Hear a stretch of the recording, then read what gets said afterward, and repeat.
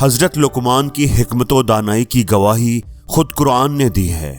وہ ایک ایسے شخص تھے جو نہ تو نبی تھے اور نہ ہی کسی نبی کے پیروکار، لیکن پھر بھی اپنی حکمت کی وجہ سے خدا تک پہنچ گئے۔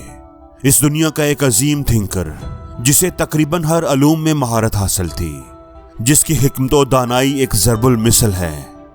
دوستو، ایک دفعہ عقل، شرم اور محبت حکیم لقمان سے ملنے کے لیے آئی، اور حکیم لقمان نے ان سے بڑے ہی دلچسپ سوال کیے جو آپ کے لیے زندگی کا ایک بہت ہی بڑا سبق ثابت ہو سکتے ہیں۔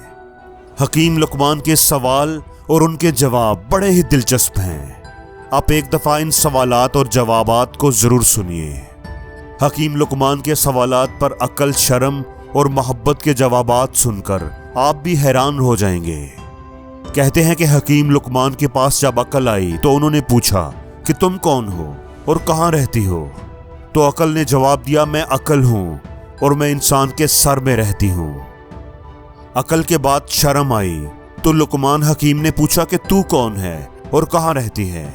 تو اس نے جواب دیا کہ میں شرم ہوں اور میں آنکھ میں رہتی ہوں۔ شرم کے بعد محبت آئی تو اس سے بھی حکیم لقمان نے پوچھا کہ تو کون ہے اور کہاں رہتی ہے؟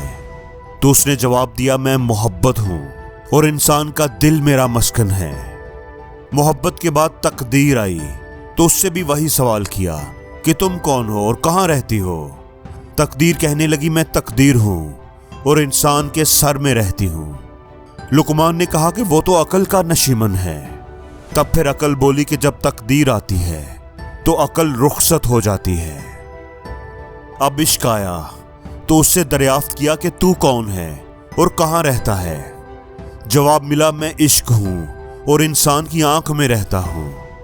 لقمان نے کہا کہ وہاں تو شرم رہتی ہے۔